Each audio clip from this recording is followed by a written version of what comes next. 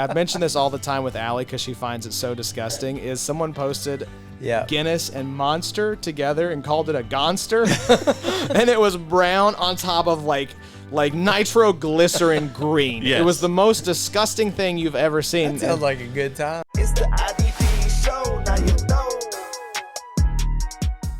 Welcome to the IDP show. I'm your host, Josh Raymer, joined in the So Check tonight, Adam Markham, Bobby Reynolds. Boys, it's good to be back. And it's good to have a special guest with us in the virtual So Check from Cleveland, Ohio. He is the OG Green Dot King, featured writer and ranker at the IDP show. It is Mike Woellert. Mike, how are you, my friend? Welcome back to the show. Hey, what's going on, fellas? Thanks for having me back. And I think we're week 7.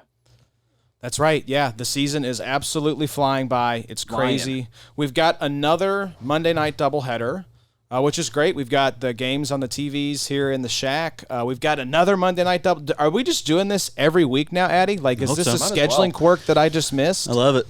Are you a fan? Yeah, I think it's the best. More football, I like always. the doubleheaders in the morning football. I love the Sunday morning football. Yes. Sunday morning football is pretty nice. I think that we better get used to that, Bobo. I think they're going to be having more of those in the future, not less. It's cool to drink coffee and watch football in the morning, but the games are not great. Right. Been pretty rough. Oh, God, yeah, that one. Yeah, Jets and Broncos didn't get out of the pub. Yeah. That's tough for people on the West Coast, though. Oh, That's 6:30. Yeah. You're waking up at 6:30 to watch that abomination of a game. Yeah. But will you stay up for every single, Sunday night game, Monday night game? Yes. Will you never fall asleep before the last one? For the most part, yeah. Okay, I got you. I try not to. Oh, I try to. You know, if it's pushing overtime and it's like 11:30, you're awake at 3:30 working on the ranks. I've got so some real issues going on. Yeah. You are in a complete insomniac. Right.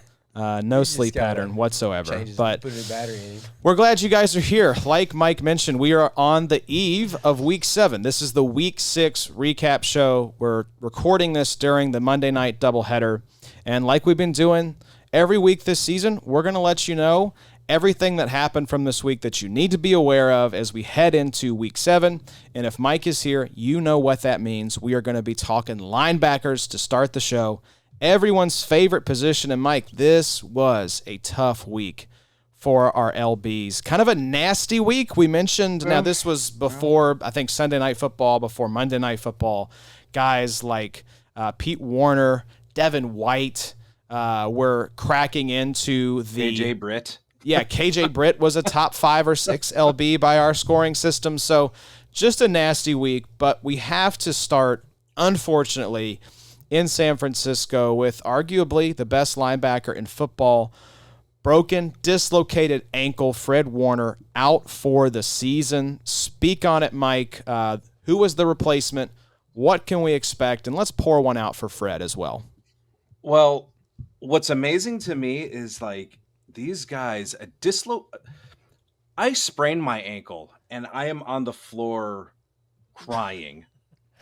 This dude's just on a cart chilling. He just dislocated and broke, and he's just I don't know if it's adrenaline or maybe he was just loaded with painkillers, but just to just be chill and just having your foot just chilling, I'd be down. But yeah, not a great injury when you have the cart and the air cast. It's an immediate out for the season kind of combo. Yeah, not a great combo, but I don't think it's a fantasy season ender. I think what we have learned also throughout this week is that the linebacker position and the running back position are very similar, that someone goes down, they get the opportunity, and you have a chance of production. So Fred Warner, I don't think it's necessarily a fantasy season ender. It stinks, but as of right now, the guy that came in was Tatum Bethune, and he got some run during the preseason, so he got some run with calling the plays during the preseason, and he was the one that came in and took over the tot, and ho-hum recorded 10 tackles, 5 solos, 5 assists. So I think he's the guy that's going to be next man up, but I think have maybe Eric Kendricks in the back of your head as a signing. He's still out there and he's still lurking. He almost signed with San Francisco, I think, last year in free agency, if I'm not mistaken, or if it possibly was even this year. And so, but as of right now, it is Bethune and D Winters. Winters was on his usual role. So as of right now, with your waivers, you're just going to want to target him, and whatever happens in free agency, if somebody gets signed, deal with it. But Bethune is the one I'm going to target on waivers as the replacement. Yeah, Addy, it's unfortunate. It reminds me a little bit of when we would have the little glimpses, and this is a completely, but it's reminiscent to me of when we get those little glimpses of Troy Anderson with the Falcons, and it was a 30-point explosion, and you were like, this is it. This is we've been waiting for this to come together. And watching Fred Warner every week, you just knew the upside was there for these massive games. And now it's just never as exciting to be here comes Nate Landman, or here comes Tatum Bethune. But like Mike said, it's sort of a plug-and-play position where you can stick in a Tatum Bethune and be okay. And we saw that. I mean, I think Bethune is going to be just fine in relief of Fred. Are the highs going to be there? No, but you're probably going to get solid tackle production from this guy. Yeah, we see it every single week. We see it every single year. I mean, that like Mike said at the beginning, that's the name of this game, especially at linebacker. It's a position that, it is a plug-and-play position. So just stay active on the waivers, man, and you can sometimes scrape together an elite unit off of guys you've never heard of, But I also like the mention of Eric Kendricks. That's someone that I mentioned a couple weeks ago that you needed to start adding now, because there was that story that he visited with the Ravens after Roquan got hurt. And it just seems like he's due, and this makes a lot of sense landing there in San Francisco. They could definitely use a veteran, because I mean, even now it's D Winters and then a bunch of second, third, you'll probably see Nick Martin. You'll probably see the rookie Nick Martin. Yeah. You'll probably see him active on game days as maybe that third linebacker. So the depth on San Francisco is definitely getting thin, especially when you lose the heart and soul like that. I know. They lost the heart in Bosa, right? And then now the soul. The soul is gone. I mean, the San Francisco 49ers, Bobo, just can't seem to catch a break. I mean, everybody's hurt. You've got Purdy missing time. Mac Jones is filled in admirably. I saw where Juwan Jennings has 5 broken ribs and a sprained ankle. So you've got him out. Ricky Pearsall's been out. George Kittle. Yeah, George Kittle's been out. Now you've lost your 2 best players on defense. So it's like this team just cannot catch a break. But just pour one out for Fred, one of our OG babies. His dad famously followed us on Twitter for about a week and a half. But it sucks to see. We've lost Roquan for a little bit here to start the season. Now we've got Fred going down. So it's just it's tough. Pour one out. From a physician's perspective, is this like a long-term thing? Like, is this going to bleed into 2026, you think? Like for Dynasty? I don't think so. You think? I hope not. It feels like he's going to be ready for next year, I think. Okay. I think they even said so. I think someone came out and said he'll be ready for, whatever off-season programs that I'm not a medical person by any stretch of the imagination, but I've always heard people say breaking bones is better than a ligament, or than tendons or ligaments and things like that. So it's better to have a broken bone than tearing ligaments. Oh, did you? And I don't know how true that is, but I thought I heard that. The issue here is I think it's a dislocation as well, which does tear tendons potentially. So I think we're just going to have to keep an eye on the surgery and see how it went and see if there were any tears. Just hate it for Fred. It's tough to watch one of our highly drafted, legendary IDPs go down.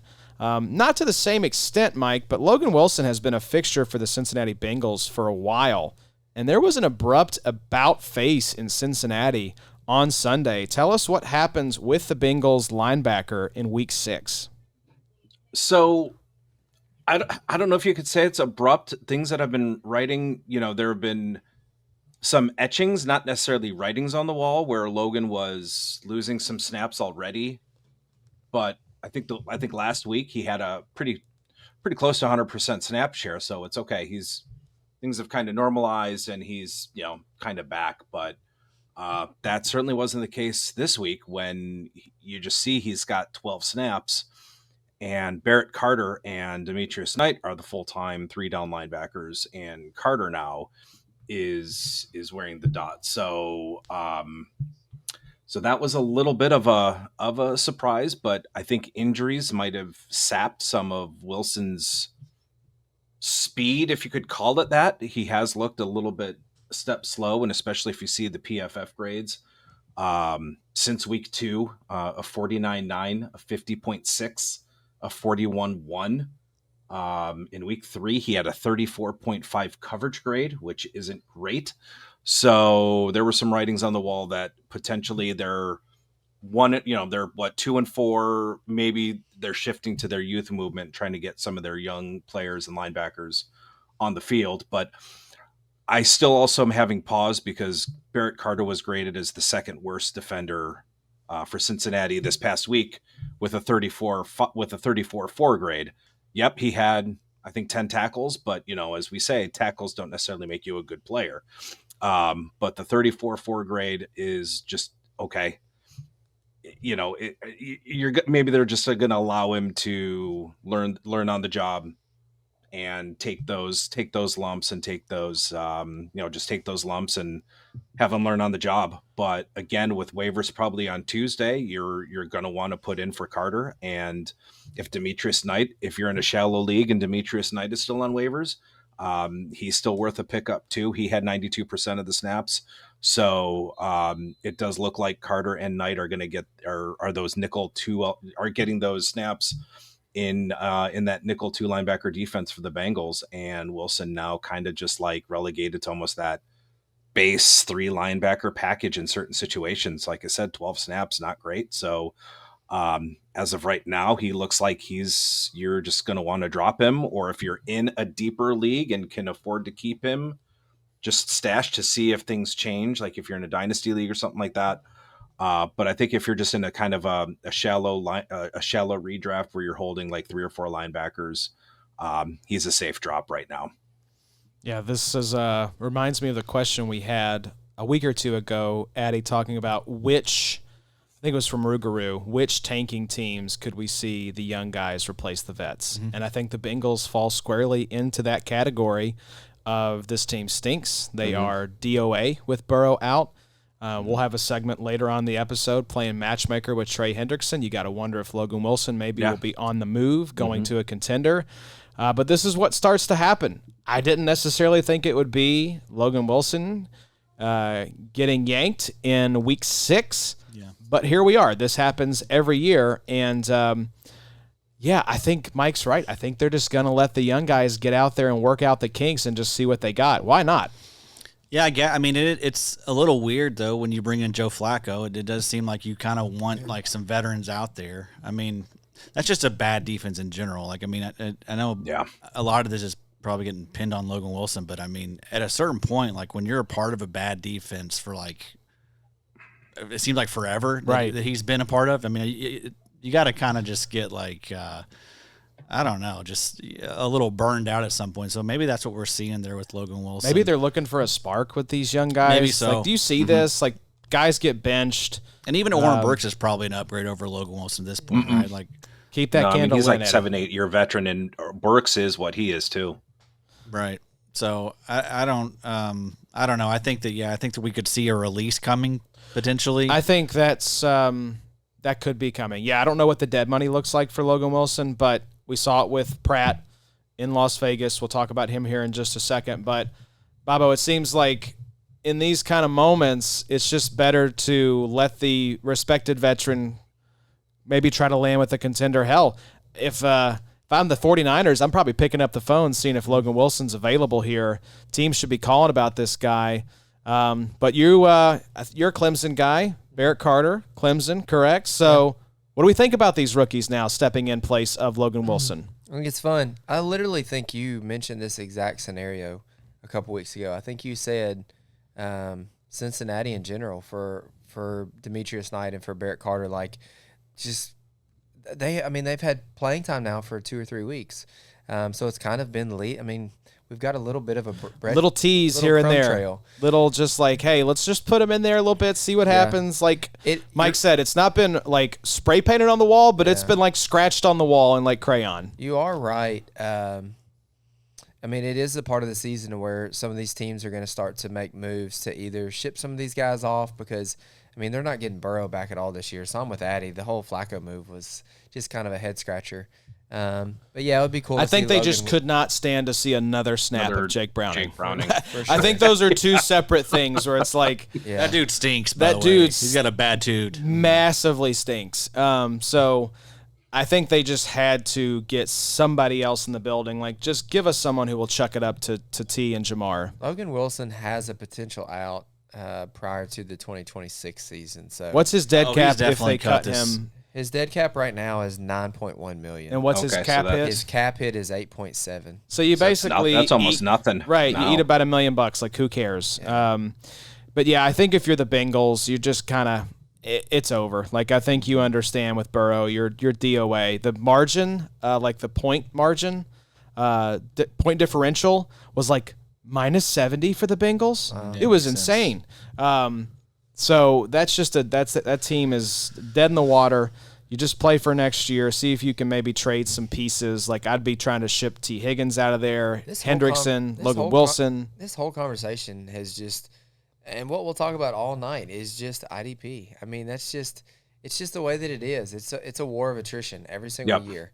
You know, you see the Zach Cunningham's cut. You see the the Darius Leonard cut. You see all these top names. Eventually, their time is up. And then especially when you've had injuries like a couple of these players have had. And then Zadarius Smith goes and retires on Instagram today, as we saw. And then quite the opposite here, and Germaine Pratt. Right, yeah, let's talk about it, Mike.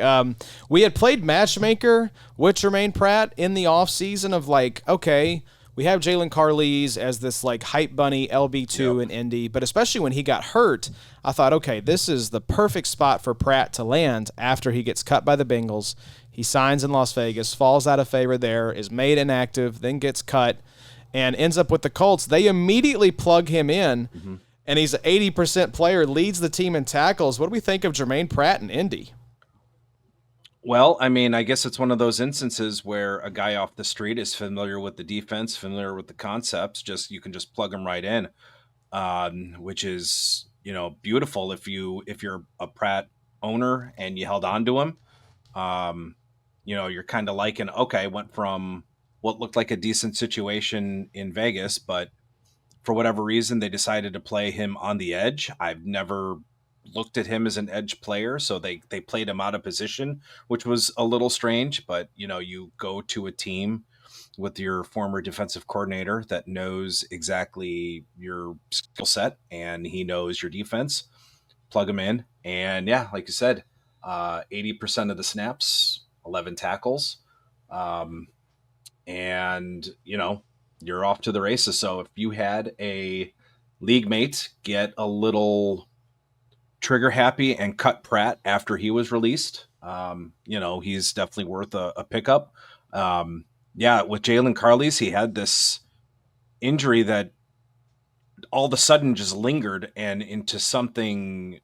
Now it's turning potentially severe, and it's crickets on him. I have not heard anything on a window opening or his health or any type of status. So at this point, I'm not even figuring Carlees into the equation. You had Austin, I'm going to butcher his name, but you had Austin Agiaki actually getting some pretty significant snaps last week. He hit the 50% mark, I think, last week. But he gets 8 snaps this week with Pratt in tow. So right now it just looks like it's Zaire and Pratt. And unfortunately, Zaire isn't producing at nearly the level that he has been. It's nice. He's had 16 tackles over the last 2 weeks. So he had 9 this past week. So some encouragement, but he is way off the pace of his typical production. But yeah, Pratt, familiarity with Anarumo. Now you got bye weeks and you have injuries, so definitely they're a pickup and definitely a hold. Just because he looks like he's just going to be a plug and play full-time player. And, probably, getting that full-time role, 80%, hopefully going forward. But even at 75 to 79% of the snaps at the rate injuries are going, and depending on the size of the league, I mean, that is still a useful usage rate. Granted, it's not an LB1 or an LB2, maybe 3 or 4. It's still useful, especially if he's going to be averaging, a 13, 14, 15% tackle rate.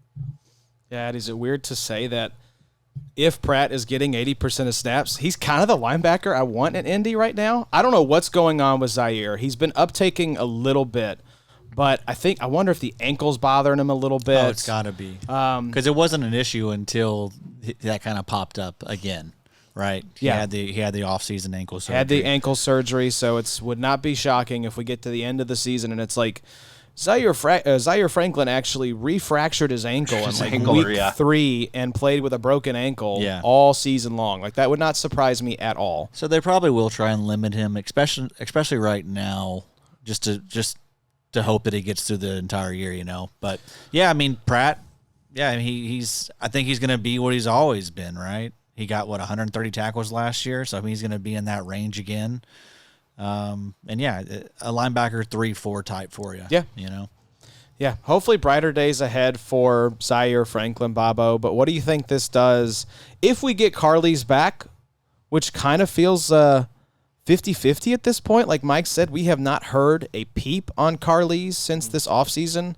You kind of wonder if maybe he just stays on IR, stays on the shelf now with Pratt in the building. But if he does come back, I don't know that because Pratt is familiar with Anarumo's defense that Carly's jumps immediately into that LB2 role. Yeah, I'm not paying any attention to Carly's at this point, honestly. Like, Germaine Pratt, y'all are winning 80% of snaps, 11 tackles. Zaire played better this week. Me and Adam talked about it last week, but I think Zaire's a nice little buy because I think it's him getting a little bit maybe banged up early on in the season. Maybe he's a little bit healthier.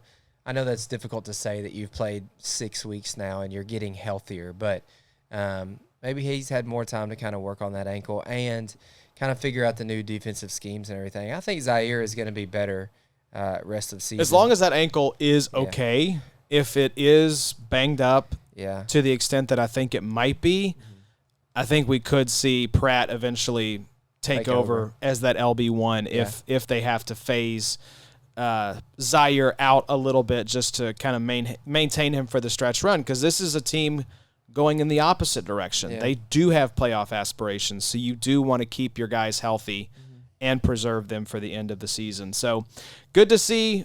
Things just make sense sometimes. Germaine Pratt landing with Lou Anarumo, and if they want to bring over Logan Wilson, sure, why not? Let's do that as well. Have a little bit of a reunion. It's the Eagles Hell Froze Over tour.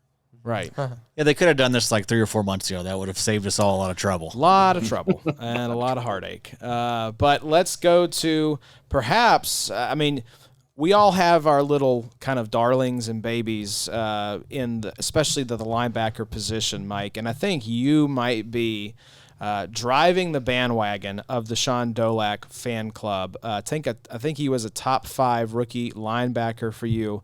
Was getting a lot of love, made the team, I believe, as an undrafted free agent. Is that right, Mike? That is correct. So we saw Omar Spates out for week 6 for the Los Angeles Rams. We wondered what's the snap share look like between Troy Reeder and Shaun Dolac beside Nate Landman. And it was actually your beloved Shaun Dolac who out-snapped Troy Reeder. So we just wanted to give you this platform, Mike, to just wax poetic here for Shaun Dolac a little bit. Well, I'm not gonna take a victory lap. It's too early for that, but I had him as my LB5, and him and Jay Higgins were 2 undrafted free agents that had no business being undrafted free agents. They deserved well to be drafted. And with Dolac, he was one of those overcomers that all right, you're not going to invite me to the combine? All right, cool. I'm just going to nail my pro day. You're not gonna draft me. All right, I'm gonna latch onto this team, a team with Super Bowl aspirations. I'm just gonna bide my time, and I am going to take somebody's job and not give it back. But as I tweeted on Sunday, it wasn't the Browns that was going to ruin my Sunday. It was, of course, going to be Troy Reeder that was going to ruin my Sunday. Yeah, he got I think the first couple of drives, but then as soon as I saw that first solo come in for, I've never refreshed Twitter or the stats pages just to see, all right, dude, come on, let at least Dolac get one tackle here. Let him start getting some snaps. I'm seeing the snap share. I'm like, all right, come on, let's get Reader out of here. I'm looking even at the pre-grade. So once I saw him get his first tackle and then those snaps start to climb, I kind of had a feeling like, all right, he's doing something. But yeah, he outsnapped him. I believe it was 35-30, 34-30. He had he finished with 5 tackles over 30 some odd snaps. So, I mean, a 17% tackle rate. A shocker to probably you guys, I immediately watched his all 22 this morning and today, and he was making plays that a veteran makes. He looked pretty good in coverage. There was one play that didn't come into the stat sheet, but it was a zone coverage, and it looked like he was going to start picking up a guy that he had no business. That wasn't his assignment. Stopped and continued staying on his man. So I think it's things like that are resonating, and it's the plays like that are going to kind of keep him on the field. And his grades were solid. I think he's already, I mean, just from a pure play, I mean, I think you can say he's already maybe the second or third best linebacker on the field. I think he's already better, obviously, than Trey Reader. Trey Reader, like I said, he knows where the bodies are buried. He's got to know where the bodies are buried. He has some sort of information on the Rams that will bury them. That's the only reason why he's getting snaps. But I think he's already the second or third best linebacker on the team, maybe one of the better defenders already. So when Spates comes back, I don't know. I think Dolac has definitely played his way into more snaps. So as I said, I want to be ahead of him. I don't want to be behind him. So if you have the roster spot to kind of stash him, I would, because I think he's a guy that is just going to overcome the obstacles that are in front of him, and he doesn't care. He seems like a guy that doesn't care who you are. He is going to prove himself and get on the football field. He's a football player. I just don't get how like I said, I don't get how you could look at him and say, nah, I don't want him on my team. He doesn't look like he can play. He can play. And, I really liked what I saw from him in that short amount of time. Bobo, do we want more Shaun Dolac as the Rams fan at this table? Sure, I guess. I mean, it's Omar Spates and Troy Reader. Yeah, Spates hasn't been great. Reader is probably just a Chipotle guy, Get your Reader. Get your Reader. That season is past. Everybody's hungry at lunch. Hey, Troy, let's hook up Chipotle. He's going to hook you up with extra rice, double meat, not going to charge you. No, that's probably where he needs to be at this point. Mike's exactly right. I mean, you go back and look at Shaun Dolac's career, 5 seasons at Buffalo, 900. That would be 900 hilarious. tackles. That would be quite a career. 391 total tackles, 40 and a half TFLs, and 12 and a half sacks. To go with 6 interceptions, honestly, that senior season, the fifth year senior season was really epic. 168, 18 and a half TFLs, 6 and a half sacks, 5 interceptions. I don't need that. I don't need that on my defense. I don't need that. How does this guy not get invited to the combine? Like, wild. what the hell are we doing here? Like, this guy should absolutely have been at the combine. It's like if a guy makes it to the combine, it doesn't get invited to the combine, but makes a roster, someone at the combine should be fined or fired. I had a thought today. Yes. And we'll talk about this one next, just how disappointing Zack Baun has been so far this season.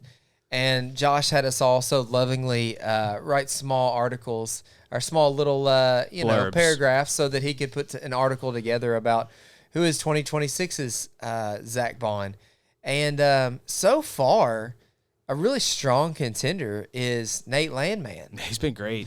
So He's the been question awesome. right now would be like, do we think that Shaun Dolac could eat into any of that Nate Landman production? I mean, he's been really, really good so far this year, but could Dolac take some of the goodness that has been Landman? I don't know, Mike. What do you think? It seems like Landman's pretty safe. I think, yeah. I mean, when you're the defensive play caller, I don't see interrupting that. See, in Mike, the middle of the season. when you're driving the bus, though, But- as I mean, you got to take the wheel, man.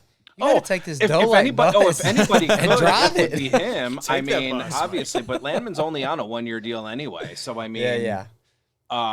I mean, for dynasty purposes, great stash. But if anybody could do it, it would be him. But McVay seems like a guy. I'm not going to interrupt the continuity. He's our signal caller. He's our quarterback. I don't see that changing. But could I see Dolac getting the Omar Spates role and seeing maybe 70% of the snaps by midseason, by week 8, 9, 10? Yeah, I could definitely see that. It is kind of funny to look back and see now, like what the Rams are doing post Ernest Jones. Ernest has got his hand out, wanting a bag of money, and I think they just got that Corey Littleton kind of shiver to where they're like, Never again. "No, we're not going down this road again." And they're also basically looking at Kobe Turner, Braden Fisk, Byron Young, Jared Verse. Like, we could put anybody behind these guys, and they're going to be fine. They'll be fine. And that's what they've done. And Nate Landman and 2 UDFAs in Omar Spates and Shaun Dolac, and maybe even in Reader. I don't know if Reader has any draft capital, but no, I love that, man. I do think Dolac is probably a guy that if you haven't picked him up, you need to pick him up. And I'd probably even throw a little trade around. I'd go throw a little 4th out right now. See if you get a little Dolac. You can't pick him up. Woellert won't stop running his mouth. You gotta keep him under the radar. Damn it, He's gone everywhere. Seriously, he's gone. he's gonna be snatched up. If he wasn't already snatched up. Mike's had him on the taxi squad since like August, if not earlier than that. Yeah, last right. year. Of last year. In the Devy League. I He think started a this Devy League fifth just to year get Dolac. Senior season at Buffalo is going to be really special. This high school senior, Shaun Dolac, going to Buffalo. Love this guy. Mike's We just gotta DM dig. and sleeper like, hey, I've got this 5th-year senior. You better add him. Y'all need to throw him on the I need him on system. my taxi squad in my Devy League. And a funny story, I actually slacked Josh. I'm like, hey, you want to get Sean on the pod? Wow. That would be a good. We should now, especially with the love that he's getting. I think that with Jack Sanborn spurned us. Yeah, so, he's done. He's over. we need to get Sell another Sanborn. exciting white linebacker More in here. James season 8. But let's, Bobo, you wanted to touch on a little Zack Baun disappointment. I went and looked, though. Okay. Because I was like, I roster Baun in our main league, and this week was a huge letdown. I think 6 points by Big 3 scoring. Sure. But he's currently sitting as LB4 Okay. right now. 16.5 points per game, on track for 163 tackles. Do we expect it to stay this way, though? Like, with the reintroduction of Nakobe Dean and now Jahad Campbell, Mike, what do you think that is it time to hurry up and sell 28-year-old Zack Baun? Boy, I mean, that's a good question. I think if you have him, I think you might just want to ride him out, but I don't know if Dean is actually going to be a factor in the defense at this point. Yeah. I think even Fangio has said, he didn't have any training camp. He didn't have any off-season program. He didn't have any preseason. I think he even came out and said he's probably going to do some special teams and he's going to be maybe a situational guy on the defense. So at this point, what is it going to be, week 11 or 12 to maybe he gets 25-30% of the snaps? Because Fangio even said, I'm not moving Campbell to the edge. But maybe they do. I don't know. Maybe that was coach speak. Zadarius Smith is gone, and he has had quite a bit of edge snaps over the last couple of weeks on the season. So maybe they do just move him there for a good portion of the game. But I don't know, Dean. Yeah, it's really odd for him to go from like the quarterback to now, okay, we're good with Baun. Campbell's playing really well, and we'll just use you situationally. So that's, and even with Dean last year, both of them were productive. They didn't really cannibalize each other. And Baun obviously had the huge season. He's on pace for another big season. Maybe not as many as the big plays, but he's getting the tackles. If someone says, hey, I'll give you a second rounder for Baun, okay, yeah, done. Yeah, for sure. Done. Absolutely. Yeah, I don't expect the Nakobe Dean factor to influence Baun because we've seen Zack Baun with Nakobe Dean. And I have a feeling some shakeups are coming to Philadelphia. I think A.J. Brown could be on the way out. I think they're going to be maybe tinkering on this defense a little bit because this team just seems to be in a funk right now. And especially like Mike said, with Zadarius Smith retiring, does that force their hand a little bit to put Jahad Campbell at edge more and then have Nakobe Dean as that off-ball linebacker alongside Baun? I think that's going to be – I don't see a situation where they're playing all three of these guys, but I think it's going to be that LB2 that gets affected, and I think Baun is going to be just fine. This dude's paid. He's the leader of that defense. So I think he'll be fine. But if you want to cash out, if someone wants to come offer you a second, cash even out. a third. I mean, hell, I'd even take a third. Well, I'll buy all day. Yeah, I think a third's probably a little light, but I just lost Fred Warner too, so I mean, I'll easily spend a second. That's exactly what, it's probably right what you're saying, Mike, about just writing him out, because we've literally just started the episode talking about losing Fred Warner, no more Logan Wilson. Roquan's back playing after great. 2. Yeah. Quincy Williams IR. Yeah. Just going through my roster. Yeah, TJ Edwards is just back tonight. I mean, there's been a slew of highly drafted linebackers getting injured. Shout out D'Angelo Malone. That's what I was saying. Go Tops. Was that Malone that got the pick? Yep. Hell yeah, D'Angelo Malone. Let's go, baby. WKU. Wow. Shout out. Bills get beat in Atlanta. That's nice. That's a nice Big win for the Falcons. Atlanta, yeah. So let's keep it rolling, though, Mike. Talking about an LB2 that has been setting the world on fire. Mike, simple question here. Is Cedric Gray a top 12 linebacker rest of season? I mean, recency bias, yes. He's right there on that line, especially in tackle-heavy leagues. I mean, who's doing it like Cedric Gray's been doing it 3 straight games. 3 straight weeks, and Cody 11 Barton is plus Cody tackles. Barton. Right. Yeah, Cody Barton's Cody Barton. Not really athletic, and Cedric Gray is obviously a little bit more athletic, a little bit more, has a little bit more speed. And I mean, at this point, I'd almost rather have Ced Gray than Cody Barton at this point. Things didn't look great at the beginning of the season, but he overtook, he won that role. He won that battle with James Williams, and it doesn't appear to be relinquishing that role at any time soon. So yes, I mean, you're looking at recency bias. Yes, he has certainly has the chance, or has the has taken advantage of the opportunity to be that top 12 linebacker. I mean, when I do my projections, I'll probably have him between 12 and 15, I'd imagine, however the scoring shakes out. He's not making obviously those big plays. So, in those TFL sacks, he may not score as high, but in the tackle heavy leagues, he's right there near the top. I mean, if he's still on waivers, I know he shouldn't be really in any format, unless you're just playing one IDP at each position, then he probably would be. But in your normal leagues, he's probably off by now. But yes, I don't see any reason why he can't be a top 12 going forward. And with the nature of the injuries and the theme of the night, he's just kind of sliding in there now by default with some of these guys that are falling out. Yeah, Addy. Brian Callahan, Tennessee head coach, fired today. This team stinks. They're the worst team in the league by far, I think. Cody Barton. Well, no, the Browns are. They can't score. They can't even score 17 points. I saw this Titans team play. This is a team that I think maybe some UFL teams could beat. That team is abysmal. Cody Barton is what he is. Cedric Gray is tackling everything that moves in front of him, Addy.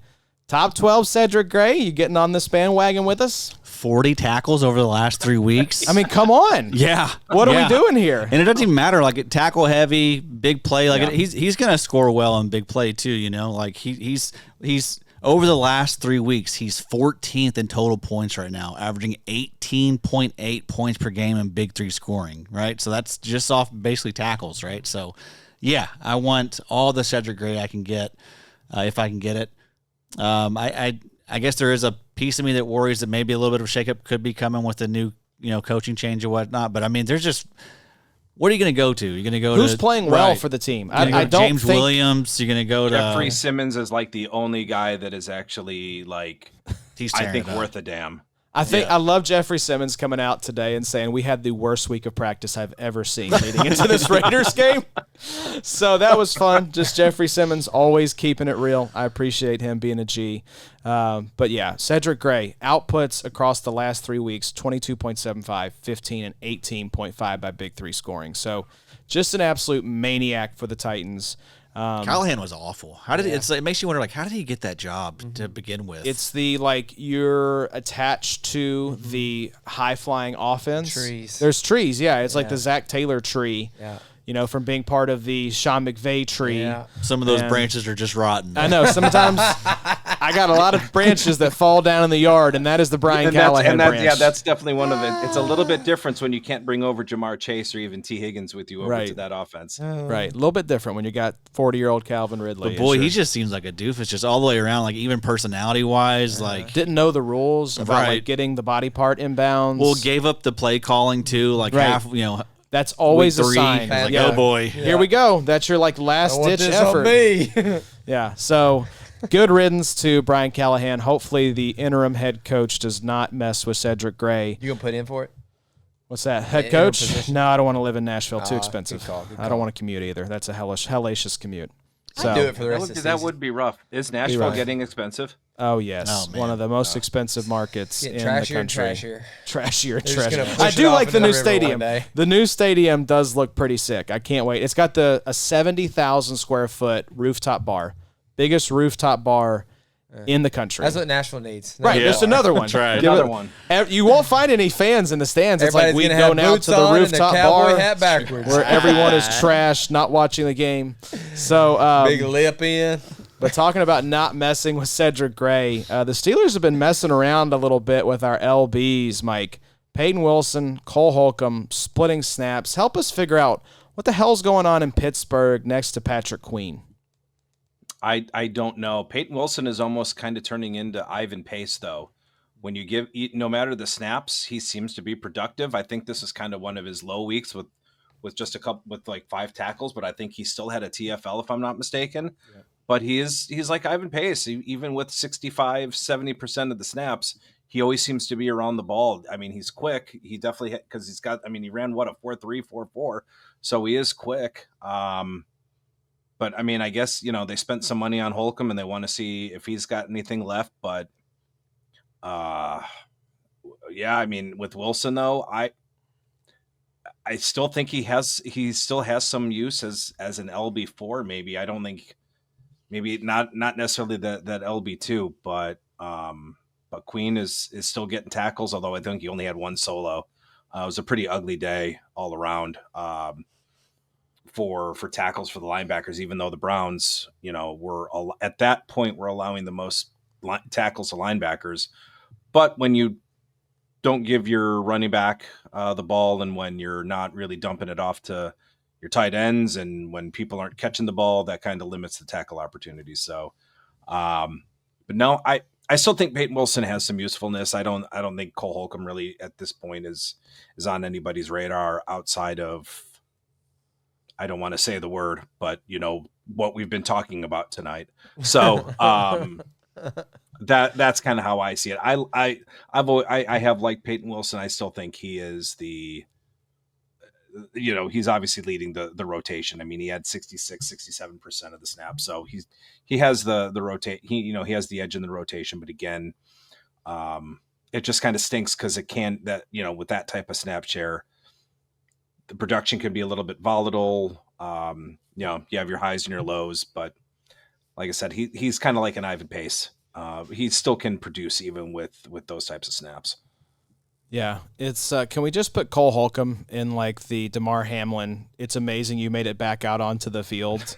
Please leave. And please leave. Like DeMar Hamlin just went on IR, so thankfully Cole Bishop now gets to be spotlight featured in every primetime game, getting spit roasted like a giant hog. Every 50-plus yard run from running back. You can anticipate Cole Bishop. The Coles, maybe that's the issue. It's just the first name here. It is most Coles don't turn out well. Right. Yeah. It's not great, Bob. Bob, strong name though. We do like Bob. Real good. I mean, hell, it's what they're getting for Christmas too, isn't it? Cole, Cole. We know how to spell. Bishop has been charted with 3 missed tackles, and Rapp has 4, so it has not been a great tackling night for the that Buffalo Bengals defense stinks. We'll get to them and their the kind of linebacker updates from Monday Night Football. Let's do that right now, actually, Mike. That's next up on the agenda. I got you, Joshy. Everyone knows where we stand with Payton Wilson versus Cole Holcomb. So, Bobo, what do we got from Monday Night Football here? Yeah, so right now, TJ Edwards, 4 solos, 7 total. Tremaine Edmonds, 2 totals, 7 total tackles. So, yeah, really. Noah Sewell left that game. He did. He had 2 solos, but that was he left pretty early on, didn't It he? seemed like he was replacing Edwards, right? Yeah, kind of felt that way. No, Edwards had the dot. Edwards he actually did. took over, which was I kind of expected or kind of assumed, because when Edwards has missed, Sewell ended up with it over Tremaine Edmonds, and actually Edmonds went on a pretty good stretch of actually playing pretty well, and I think he had double-digit tackles in those 2 or 3 games that Edwards is out. But Edwards does have it, and I think he and Edmonds have been the primary backers. Yeah, so it looks like here from John Macri, Buffalo Bills, Atlanta Falcons just wrapped up. Matt Milano was already out of this game, shocker. And you had Terrell Bernard go out with some sort of foot ankle injury at the end of the first half, did not return. Shaq Thompson, operating as the LB2, became the LB1. Dorian Williams took on LB2 duties. Yep. So we're getting some familiar names back in our lives here in Buffalo, Mike. Yep, and Shaq Thompson did take over the dot when Bernard left. So if Bernard misses any significant time, Thompson is going to be your target. So we are getting week 17, 18 names in week 7. So that is fun for all of us. Welcome to hell, everyone. Welcome to hell. Yeah. So, but yeah, Shaq Thompson is probably going to be your target on waivers tomorrow if you do need a linebacker replacement for Bernard. I got him last week, Mike, so I appreciate it. Talk about another team that needs to be calling about Logan Wilson or getting on the phone with Eric Kendrick's agent. Like, let's get these really rough linebacker rooms figured out here. Devin Lloyd hurt too, right? Yep. Yeah, Devin Lloyd already ruled out for week 7. Ruled out. Ventrell Miller on watch. Yep. So I think we were talking about that. Keep an eye on Jack Kaiser too. They like Kaiser, sure. so yeah. That's I think the flight over to London had something to do with that, with Lloyd's injury. I think He's Tripp just brought like- that up in Slack. He's like, I don't want to prop my foot up for like He didn't 9 get his real hours. ID. Yeah, he doesn't have his passport updated. He's like, I'm just gonna sit this one out, coach. So so that's the update for Monday Night Football. Edwards back with the dot. Terrell Bernard out. Shaq Thompson, Dorian Williams in. We'll keep an eye on the injury situation in Buffalo. And yeah, Mike, that about does it here for our linebacker recap. A lot of stuff happening, but we know you've got us covered. You'll be updating the Green Dot article, which is, of course, free over at the IDPshow.com. We just added a couple new scoring presets to our start-sit tool, idpstartsit.com, powered by Mike's projections. Mike, you've been crushing it this year with those. We appreciate you very much coming back on the show and enlightening us about all things linebackers. What's one thing you're kind of looking for here as we wrap up this segment, Mike? What's one thing you're like excited to see or like want to figure out as we head here into week 7? You can bring up Shaun Dolac again if you want, but what's one thing that you kind of want to see, figure out as we head into the next week of IDP action? Yeah, I'll probably just kind of see where Dolac's usage kind of lies in. Did the grades match what the coaching staff saw, and kind of see where he kind of falls in, line. I always Carson Schlesinger makes my Sundays tolerable, so I'm always happy to watch him every Sunday. And then I'm kind of bummed that the megastar Tyrese Knight I know has been snapped into dust. Damn by Drake. one Drake Thomas. Yeah, the Drake. Damn Dreezy. We don't like the Drake. We hate the Drake. Claiming another one. Yeah. Hate the Drake. Yeah. Good Seinfeld ref. We beautiful got some reference, good Michael. pop culture references here. I love it. Wrestling. All good stuff. Mike, Hey, we appreciate you. Mike, before you go, what do you think of the new nickname we're giving old Carson? C-Swish. C-Swesh? Yes. That's right. Real original, Mike. Real little tough. I'm gonna have to sleep on it. I'm not sure. He's gonna have to sleep on it, guys. Well, that's what it is, Gonna have to Mike. sleep on it. That's We it. ordered you a custom jersey Yeah, with it's- C-Swesh on the back, and 69 Well, I'll is take the it. number. I'll take it. I don't know Yeah. why it's taking forever to get these jerseys back in stock. We but we they're- saw they're you were been having out of trouble, stock. so we thought we'd just get you one with C-Swesh. That's right. Number 316. Stone Cold. 316. Stone you, Cold, Mike. baby. Crack one open. Hell yeah. All right, Mike. Well, we appreciate you, man. Thanks for coming on. Thanks for enlightening us. Whether you're watching on YouTube, listening in the podcast feed, stick around. On the other side of the break, we're going to give you all the DL and DB recap as well as some waiver targets. So don't go anywhere. We'll be right back. Welcome back to the IDP show. Just wrapped up the LB recap for Week 6 with Mike Woellert. Shout out to Green Dot King for helping us sort through all of that. But now we are back looking at defensive line and DB here to wrap up the Week 6 recap. Gentlemen, let's kick things off with the defensive line. And we just have to keep pounding the drum for these guys, I think, Addy. Byron Young, Brian Burns, Nick Bonitto continue to ball out this season. Who would have ever expected that 6 weeks into the season, we would have Byron Young, I think, off to one of the hottest starts we've ever seen, and that Brian Burns would be truly having that top 3 type of season we wondered if he was capable of having. And then was Nick Bonitto legit? You're damn right he is. Just shout out to these 3 guys. I know we've talked a lot about them, but they deserve to continue getting flowers for us because they continue to play well. Yeah, I mean, Brian Burns, Nick Bonitto, kind of like you could kind of see that coming. I mean, this is obviously like this is a hot streak of all hot streaks, but right, they've kind of been there before, right? Byron Young starting to get a little weird here. Like, what is going on here? Is Byron Young the best edge rusher in the league? But yeah, I mean, it's been fun to watch. I mean, Bob, as a Rams fan, I'm curious to hear kind of what you think about Byron Young. He's awesome. I mean, I think at this point we need to quit just assuming that he's just a little second fiddle to Jared Verse. I mean, I think so far this year we've kind of talked about that he can stand alone as a IDP value, and I don't think there should be anything different. I mean, even looking up here, coming soon, Jacksonville. So you got Trevor Lawrence in London, I think is the game this weekend. I know it's somewhere in Europe. I would expect another sack this weekend from Byron Young. Then they have their bye, but then they have New Orleans and then Mac Jones essentially with On San like Francisco. Half of a knee left. Yeah, so I Dude is mean, really banged up. I don't know. Even the next several games are pretty. I mean, they've got Carolina again this year. I don't know. Byron Young is.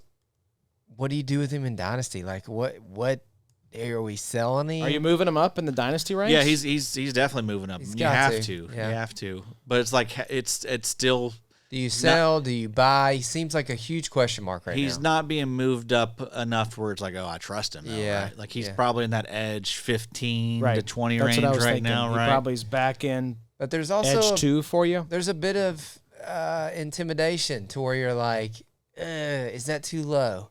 You know, like should he And be if a you- top 10? And if you sell, what if you sell Yeah. on the guy that you could ride all the way? What if this is the guy you Yeah. need? I don't remember which fantasy podcast I was listening to this summer that said, really, every fantasy season is won by like 8 to 12 outlier type of performers. Yeah. That's Yeah. really, every season just comes down to those guys. And I'm like, yeah, you should absolutely sell Byron Young. But what if he just continues to be this guy for the rest of the season? Now, the one thing that I will say about Byron Young is he's got a little bit of that R.J. Harvey age. This is only his 3rd year, but he is 27 years old right now. And I do think there's a real world where the Rams can't afford to keep him after his rookie contract. And, it's going to be Josiah Stewart and Jared Verse moving forward. And Byron Young's going to be the DN1 for the Panthers for some crazy deal. But I don't know. Byron Young is he's really a strange one. He's not really one that I can – obviously we all want Jared Verse. Obviously we all want Aiden Hutchinson. Obviously we all want, all these young guys, the Will Andersons and everything. But all of the metrics for Byron Young are exactly the same as they are for all these other guys. I mean, he's elite in pressures. His tackle grade this year has been exceptional. I mean, here he is, Young's leading defensive lineman in tackles with 37. Jared Verse is at 28. I mean, it's just kind of uncharted territory a little bit. Yeah, this is what was so interesting was that Byron Young is getting it done with the tackles and the sacks. He is leading the DL position right now in tackles and has, depending on which platform you look at, either 7.5 or 8 sacks, which also I think leads the league. You scared to buy him? Yes. Right now, I mean, he's going to cost at least a second, right? Yeah. I'm not selling him for less than a second if I've got him. I would maybe buy him for a second. I'm worried that it's one of those where it's like as soon as you buy in, that's when we start because who was it that we had like last year, I think it was, that started off the first half of the season? Was it was it the Ravens edge rusher Cal Van Noy, or who was it that had like an insane start to the season? Every year then faded in the back half. Trayvon Walker. We get these guys every single year. There's examples of this every single year. Oh, Matt Judon. Thank you. Judon was first half performer, second half dud. So I do worry that this is such an outlier from what we've seen from Byron Young that there's just no way it can keep up. Yeah. This is a guy who his career highs previously was 7.5, 8 sacks in a single season. Mm-hmm. So he's gonna definitely blow that out of the water. But it's just like 7.5 and then 8. So he's already at close to his career high. You just got to figure it gets a little more. This is just not normal what we're seeing right now. And he definitely does benefit from playing with Jared Verse. Like I'm not trying to act like that's not a beneficial thing. And Turner and Fisk. I mean, that running back is going to chip probably everybody but Byron Young. You know, we're working on helping the linemen with Jared Verse first, and then you're right. I mean, there's just an embarrassment of riches right now with they're dominating, with the dude. They're dominating games up front. And also, we should mention, Byron Young leading the DLs in tackle. Jared Verse is 7th, 28 tackles. So just a lot of, and it's not like the linebacker we talked about with Mike. Landman's doing great. Yeah. Dolac's look good. So there's just opportunity abounds. Cam Curl, I think, is a top 4 DB. So he's come back to earth a little bit the last 2 weeks, kind of like what I thought he would. Yeah. But I mean, it's kind of what I expect for Byron Young. I still think Byron Young's gonna be very, very good.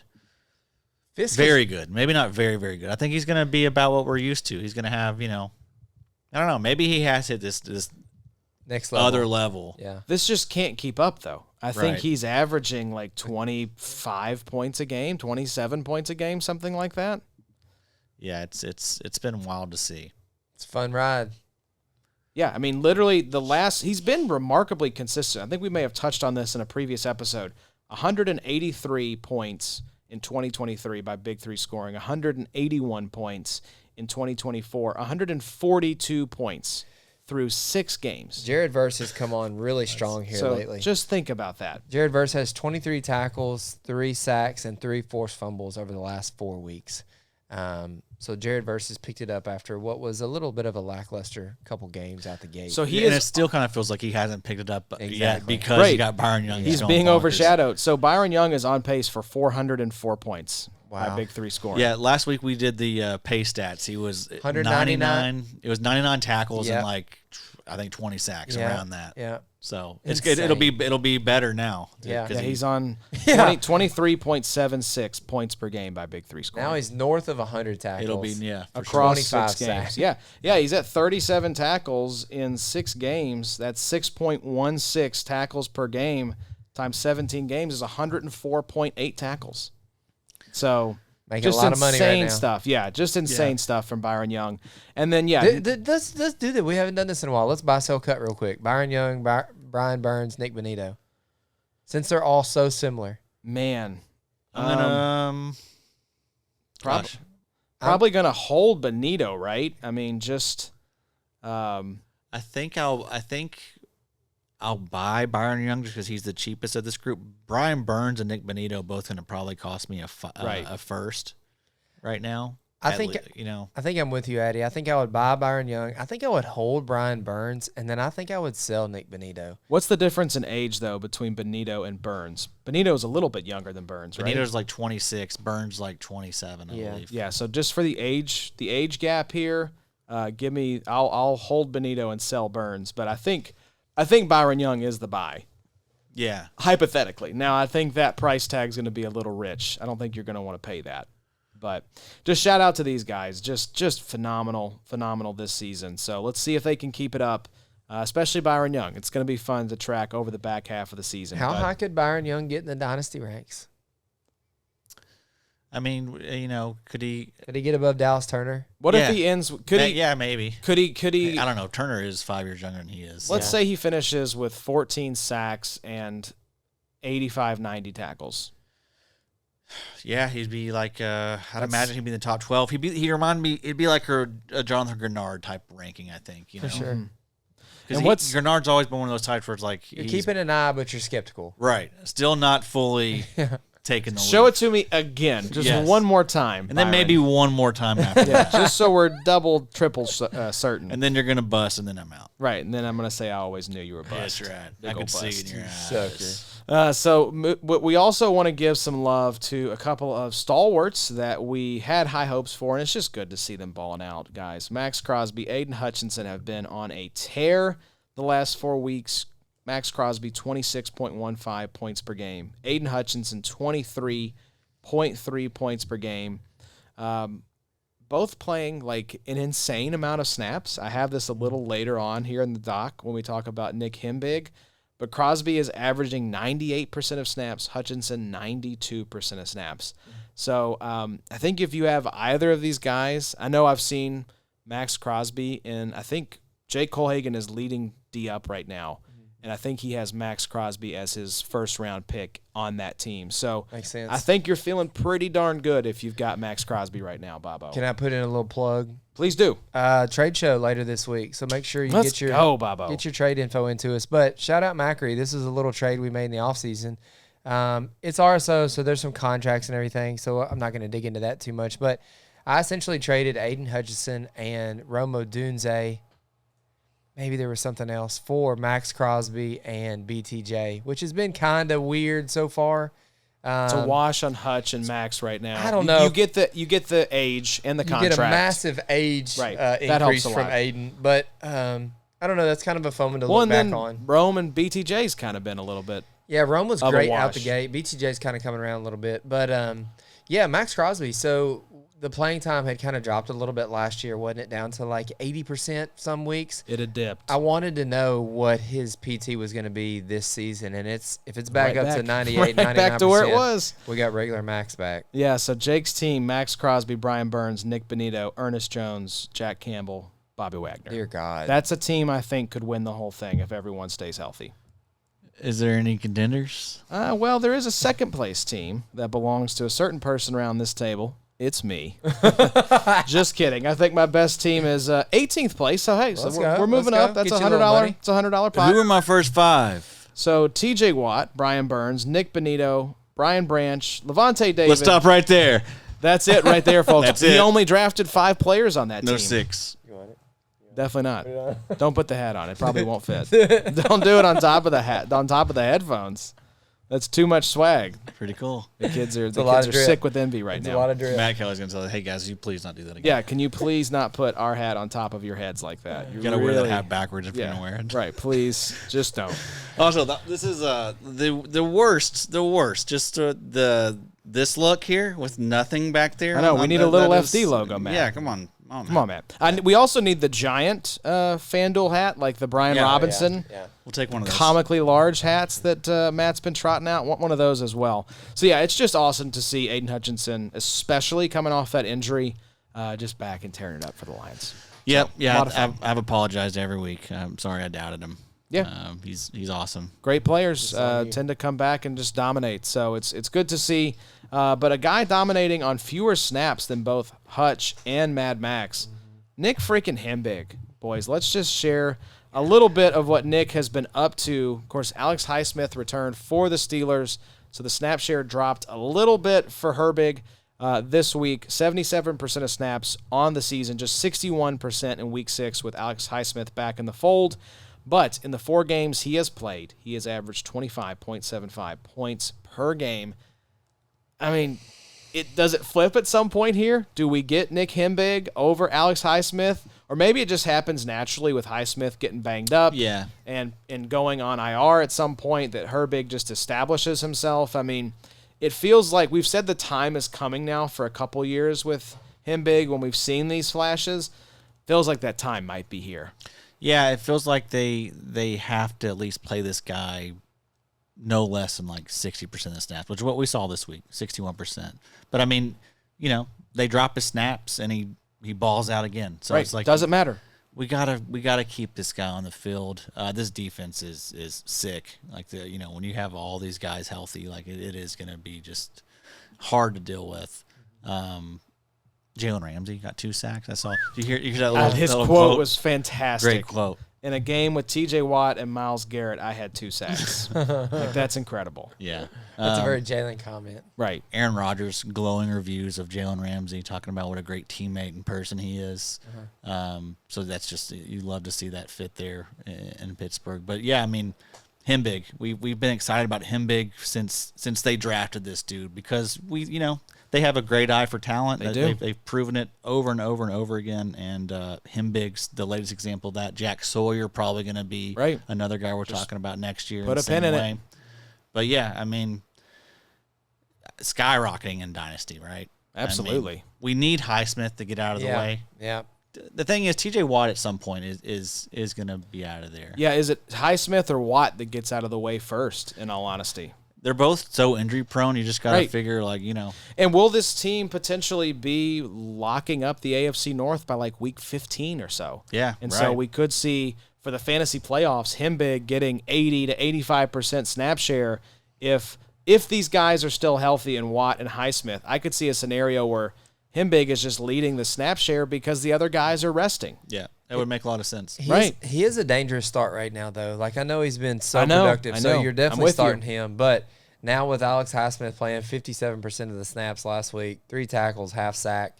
You've got Cincinnati again this week, so you got sitting Joe Flacco right there in the middle. I mean, you're going to eat him up.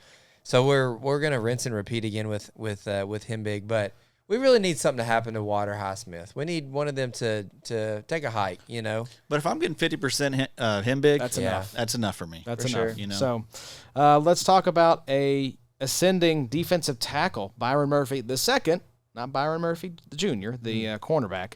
This is Byron Murphy II, Seattle defensive tackle. Was this the guy they drafted wrong? No, that was Byron Young. That was Byron Young. Okay. Funny enough. Wow. You need to send the Raiders a thank you note for getting that one wrong. So Byron Murphy. Byron Young and Max Crosby today. Oh my God. Pretty fun.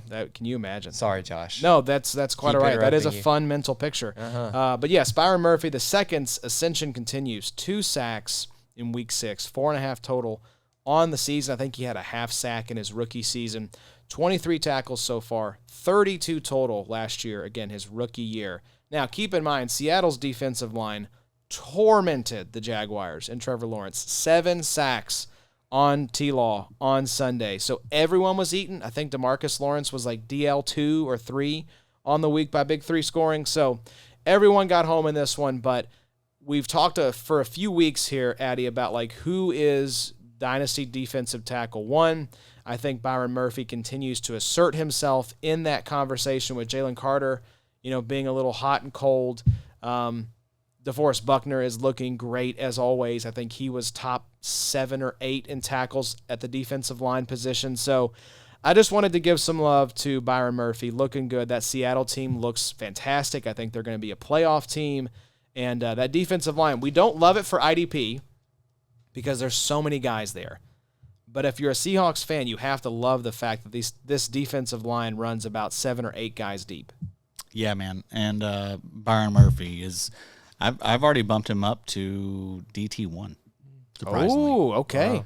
I mean, I think it's him or what, Jalen Carter, and Carter has been nothing to write home about. I mean – Yeah, he's never been one of these guys that is, stuffed the stat sheet like we want him to. And I don't think you can put Buckner up there at his age right now, so. Right. Jeffrey Simmons, he's crushing it right now, but he's also already like 27, 28, you know. So, yeah, I mean, it's kind of in a weird spot, defensive tackle. For a long time we wanted Quinn Williams to be that next guy. He never really took that step that we needed him to.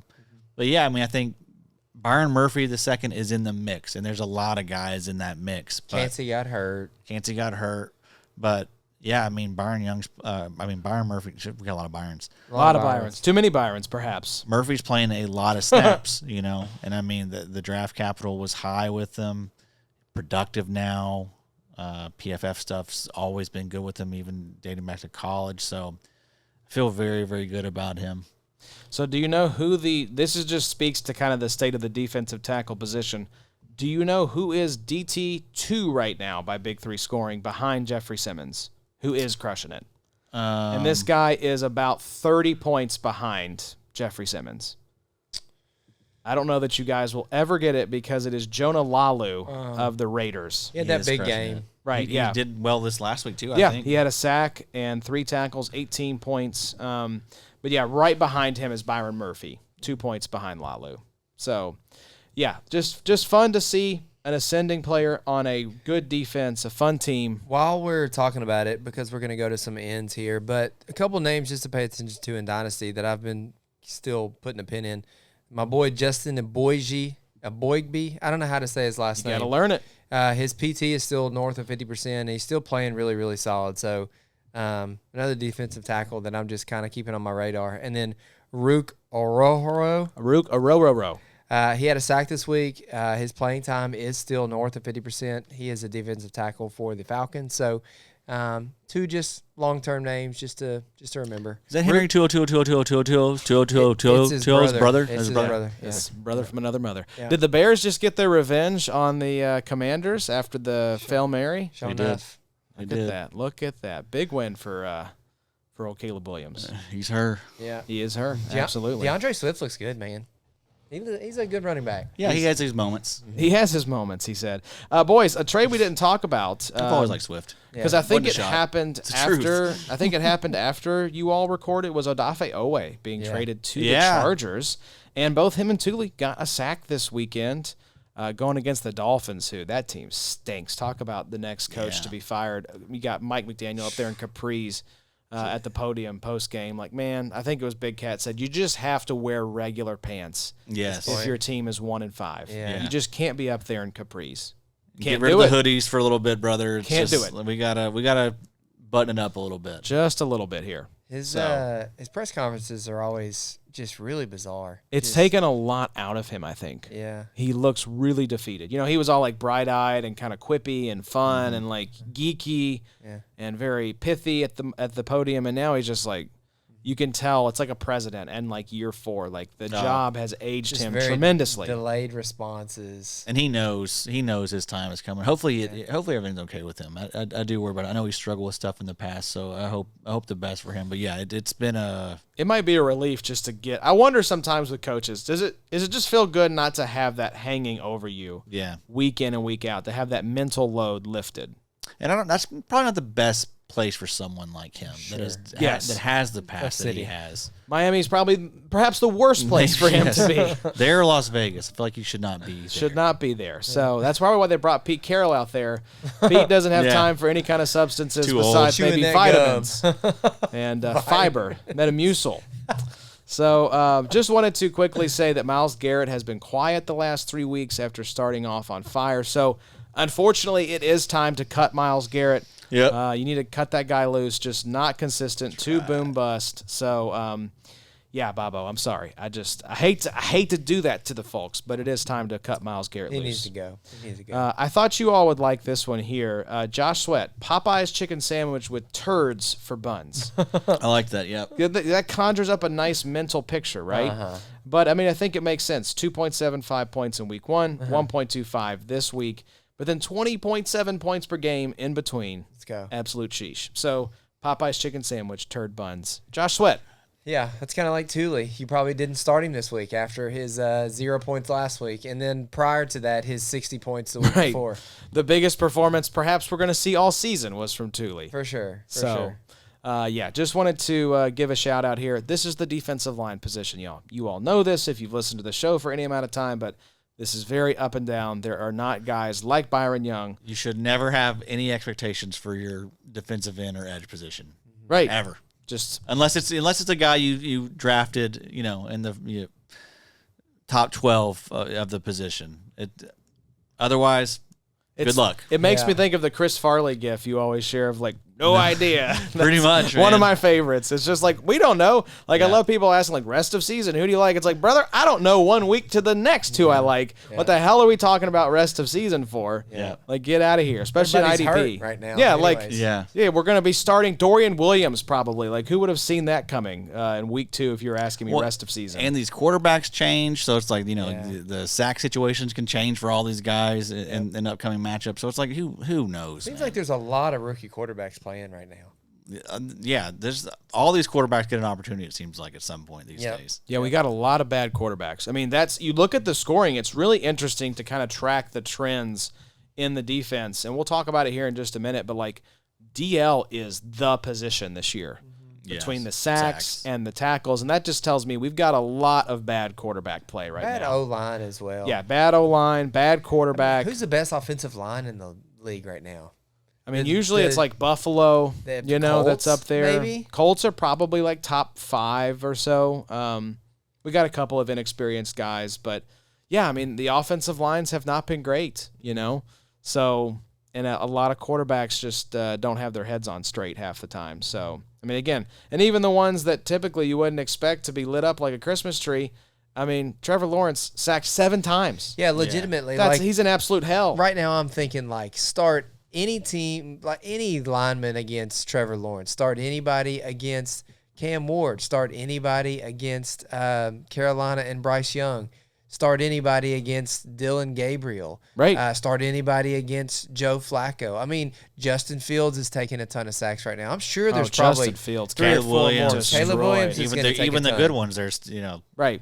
Jaden Absolutely. Daniels got sacked a ton last season. And this season there are certain guys just by design of the offense or their athleticism don't get sacked as much, but a lot of these quarterbacks are just doofuses. Yeah. Just hold on to the ball way too long. So, anyways, can we play Trey Hendrickson matchmaker, fellas, just real quick? Sure. We talked about it a little bit with Mike, but okay, you can sit it out then. We talked about it a little bit with Mike. This Bengals team is circling the toilet. Sorry, Scott and Zach. I know we got some Bengals fans here. I mean, you kind of listening, but y'all it's were Joe trash Burrow with goes Burrow. out, and it's like the Peyton Manning Colts. Like we go with Jim Sorgi and Kerry Collins. It's just gonna circle the toilet, and that's just the way it is. And so let's play Trey Hendrickson matchmaker. This was a contentious situation.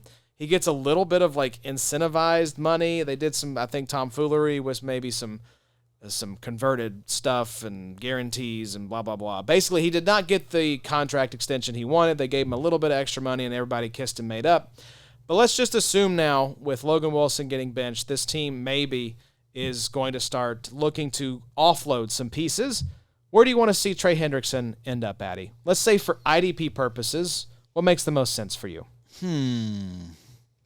I mean, San Fran makes a lot of sense. That was what I had written in the doc. Did you? With Nick Bosa gone, I think that San Francisco could make a lot of sense. Yeah, any of those teams that have recently lost a big player like that would make sense to me. Philadelphia should be on the horn. You've got we're talking Atlanta. They could use another like a big win tonight. Yep. They could certainly use it. Even though Chicago needs to get on the horn. Yeah. I don't think they're not going to trade him in division. Not that those teams would really be sniffing around after him. But, the Ravens, if the Ravens weren't circling the toilet right now, I mean, they should have been in on this. I don't think the Bengals would have traded them in division. But we don't feel the Ravens are done, though, do you? I kind of feel like would it surprise me if they won like 10 straight or something to end the season? No. But that's what they have to do at this point. Is Lamar coming back this week? Yeah, I think Lamar's back maybe this week, Bobo. Yep. So we'll see. But what are they now? 1-5, 2-4. That's tough. So it's just the hole they have to climb out of. The Steelers are playing great. Right. The divisions, the conference is. I think they're 1-5 because I think they had that brutal start to the season. Them and the Chiefs both had a really tough start. Yeah, the Chiefs managed to claw their way out of it a little bit, but the Ravens right now are. I'm pulling it up. They are 1-5. Which is somehow only third in the AFC North. Wow. So, anyways, Baba, where would you like to see Trey Hendrickson end up if we can play matchmaker for a second? Very simple. Very simple. Don't say the Colts. This is our Colts. I don't know. This is our team. It makes sense with Lou Anarumo. I get it. I mean, I would not be upset about it. You know, Latu and Hendrickson? I know, because it's basically like a bunch of like Ebucam, Kwity Paye had a nice game, but God, he's not Get giving him out. Get him out. Right. Like if we can, like if we sent, I mean, I don't even know. What would you have to send? Zaire. Send Zaire. Could you send like Kwity and a second-round pick just to give them a body on the defensive line? Cincinnati should do that. Yeah. They would absolutely do that. Yeah, So that's too much. I would pay that and grin the whole way. And that I would not have said that before the season because I did not have high hopes for this team. But now that you're a playoff hopeful, like push the chips in, Ballard. Like go for it. Like you and Shane have possibly saved your jobs here when you were absolutely on the hot seat. Like go for it, brother. Yeah, and this is like the cheapest you could get a guy like that, I think. You need to be on the horn because it doesn't hurt Latu on the wall. It does not hurt Latu to bring in Hendrickson, even if it's just for a 1-year rental. You don't necessarily have to re-up this guy. But I feel like you guys are in a situation where you could re-up him too. Yes. And probably should re-up him. Yeah, it depends on how things shake out with Daniel Jones. They've got some other contracts that are going to be coming up here. But Who are you even paying though? Like who are you trying to? We've- Who are y'all locking down? we locked up some of our offensive linemen. That's a strength. We've but- got Pittman under contract for a while. JT's locked up. There's not a lot of new guys that we have to pay. Buckner, I think, just re-upped. So I think you everyone's got room for a guy like this. I think sure. it just depends on like what is Daniel Jones going to cost in the offseason if he is the quarterback That's crazy. of the short term That's for the crazy. Colts. It is insane. Like I don't think And it's he'll going to turn be back into a pumpkin as soon Right. as you guys I pay think- him. Do you wish y'all had paid Darnold? Oh my God, yes. Yeah. absolutely. Yes. You got the, to. The whole the every situation has blown up in our face. I mean, Daniel Jones balling, Yep. Sam Darnold balling, Aaron Rodgers, remember that being rumored? They're Playing looking great. Yeah, it's not good, man. Stuck with Carson Wentz. and- Even like all the rookies we missed, we wanted Drake May. We tried to trade up a ton for him. He's looking like he's going to be one of the best quarterbacks in the league. What was the draft capital on McCarthy? Like 11th, 12th, something like that. Yeah, he was a Gotcha. top 15 selection. Could have been just a really good edge rusher. Yeah, so here's Could've who been something else. here's who the Colts are paying right now. It's Buckner is the number one guy, then Pittman, then Big Q, Quentin Nelson, then Jonathan Taylor, and then Daniel Jones. Yeah, Is at $14 million. that's not like I wouldn't want to be paying those guys a lot of money at all. So we don't have a ton of cap space right now. We have $6.8 million. But let's look at 2026. We have about $71.7 million in cap. That's the 10th most according to Spot Track. Yeah. So let's make it happen. So I would not be upset about it. Just I think we can push the chips in. But yeah, That does make the most sense there. I think so. Just let's bring in Logan Wilson. Let's bring in Germaine Yeah. Pratt. I mean, why not? Like, let's go get loose Sure. guys back and just because the defense needs help. Mike Hilton, brought him back, right? Yeah, I think we did. We plugged him in TY. like right away. I saw we retired Shaq Leonard / Darius Leonard. I think last week had like a retirement ceremony for him. So that was cool. Shout out the Maniac. But the defense is what's going to kill us because that defense is not nearly good enough to make a serious playoff run. Tyler So you've Warren's got a to get dog, better. too. I think is he already like dynasty tight end 1 right now? I wouldn't say 1 because, I mean, Bauer's still really high. You've got Trey McBride, who's still really high in my opinion. But he's got to be in consideration for, like, top 3 probably, whatever type of order you want to come up with them. You agree or you disagree? Who? What was it? I said McBride. I and said Bowers. Bowers. Yeah, that's 1 and 2. There was some weirdness with Bowers. He's got that weird Yeah. knee injury going on. Michael So- Mayer played good this weekend. I think if you're the Cardinals, are you just like Kyler? Take your time coming back. Yeah. You don't need to rush. I've said for a while I don't think Kyler's the guy. I don't think he is the long-term solution there. I saw there were some quotes from some of the players, like saying like they appreciated his leadership and stuff. Talking about Brissett, just didn't seem like Brissett is awesome. Like he's just there's a reason he's stuck around the league this long. You got to remember, like he was the Colts starting quarterback in 2019. Wow. We are 6 years later, and he is still doing the damn thing. That's very impressive. Yeah, he was great yesterday. So gave the Colts all they could handle. So Josh Downs, shout out to. great. I mean, the Underappreciated. wide receivers, the way they've got built wrecked that there at the room end. makes so much sense when you have everyone kind of healthy and you got a guy that can get the ball out to him. Did you think he dropped that ball? See, I didn't get to watch any of the game. Yeah, I was flying back from Texas, so I was listening to part of it and watching it on Red Zone, but didn't get to watch the whole thing. Impressive. a good game. A.D. Mitchell, hopefully he can get his head on God, straight. what a knucklehead. Yeah, healthy scratch He is for one this of the game. most talented knuckleheads in the NFL. Not a lot of guys could score that touchdown like he Dude. did against the Rams Oh and my then gosh. fumble the ball out of the end zone. He's probably one that I'm kind of buying a little bit. He's like, I'll deal with the knucklehead and I'll give you a 4. Well, because Alec Pierce, I think, is a pending free agent, so Yeah. that's one we got to figure out if we want to pay him. No. So I think Josh Downs is maybe due for a new contract as well. So This has been a healthy walkthrough of the Colts. I know, roster. Yeah. I just a appreciate fun this. time to kind of stroll down Narrative Street here. Y'all are pretenders, though. Like, you'll get beat first round. I don't think first round because I think we'll get. Ooh, he believes. Well, it's just Get like them look wings at the out. AFC. Like, who are you afraid of in the AFC? That's why I say that is because like, are you afraid of the Texans? Are you afraid of the Jags? Are you afraid of the? God, who even else would it be? The Patriots? Yeah, I wouldn't want to play the Patriots if I were you guys. I mean, your division sucks. Right. I mean, that's, if any of those teams make it in as a wild, I don't see any AFC North team making it in as a wild card as things. but stand. I think y'all get beat by whoever else. I don't think we can stand toe to toe with like the Chiefs or the Bills, but I think we can at least hang in there with just about anyone else. Like the Steelers, I think would be a really good even matchup if we met them like divisional round or something.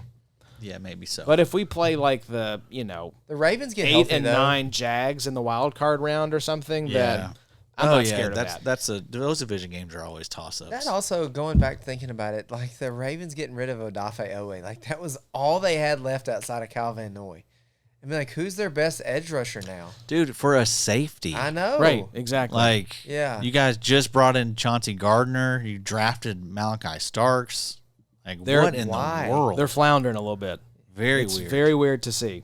Teddy But- Buchanan and Trenton played decent as far Yeah. as Yep, production. Tal goes. Hamilton was the green dot, so I think Teddy Buchanan will be the LB2 once Roquan comes back, which I think he's Probably. due back along with Lamar next week, hopefully. Yeah. So Need him. need him back. But yeah, the reason we can sit here and just kind of ramble a little bit is because DBs, it's just not been great this year, y'all. A lot like linebacker, the top end is really struggling. We have one player for both position over 100 points on the season, and that's Derwin James for the DBs and Foye Oluokun for the LB position. So this was all before Monday Night Football, but as I refresh it here, it looks like Foyer's at 101. And the next closest, funny enough, the recently ruled out Devin Lloyd at 99 points. So it's just been a weird Same year. team. That's weird. Yeah, right? I saw an interesting question, like, should I start 2 players from the same team? Sure. And If they're producing, who cares? right, yeah, exactly. I think you just put the best guys out there. And as we all expected, Devin White tied with Devin Lloyd. So if you'd gone with the all Devin, You're crushing. we actually saw someone commented, I think, on that video and said they had the all Devin squad. Oh, yeah. I heard So, Hester's coming back. oh yeah, look at Sorry, that. that was a bad joke. It's pretty good. Pretty good. And it's like, oh, Levante David hasn't been that great this year. He's currently sitting as LB5. Yeah, for real. Wow. So Mac Wilson, LB6, Jordan Brooks, Nate Landman. That's what I'm saying. Like, any of Ernest these Jones. linebackers with, like, 70%, Yeah. let her rip. They're interesting. Drake Thomas. Hey, Oh, yeah. gonna be a he's- name moving forward. He played 91%, right? Got a sack. Did last you all week, I see they think. had the Colts had Ashton Doolin lined up as edge rusher? No, I didn't see that. Yes, they did. They had him lined up as edge rusher for Oh, one wow. play. I was like, what in the world is going on here? Come on, sleeper. Get that So- It's updated. like, what are we doing? What are we doing here? So Doing. I think, Josh. yeah. What are we doing? Damn it. Sorry, I missed it. Yeah, I mean, Marcus I got Jones. it. I got Marcus it. Jones And I'm is the tired. only so it's not even Derwin James. He is the top safety, but Marcus Jones is the only DB over 100 points right now. Hey, by Big 3 scoring. Red alert. Marcus Jones is not returning punts or kicks anymore. It is now Efton Chisholm. So Old Efton. you might want to sell Marcus Jones.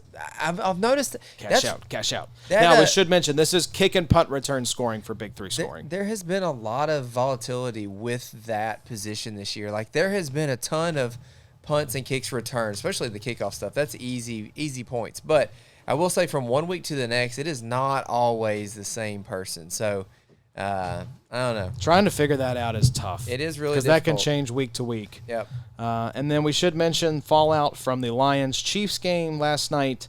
Brian Branch getting into the scuffle with Juju, which I always love seeing Juju get punched out, so that Yeah. was fun. Juju, you do not want that smoke, bro. Right. F around, find Also, out, Juju. he got owned by Right. Brian Branch. It was bad. He got the hand to the face, Right. and then he got slung down by his face mask. It was a bad look. And Brian Branch was being held back too while doing all this. Right. So, absolute dog. You do not want that smoke. But, Brian Branch, we would like you to be on the field, so maybe less smoke where there are cameras rolling and the league can very easily suspend you. Yeah. Good target, though. I mean, if you're going to do it, TikTok Boy is a good one to do TikTok it too. Boy is a good one. So, boys, there was an interesting question asking if Kyle Hamilton was a set-and-forget DB.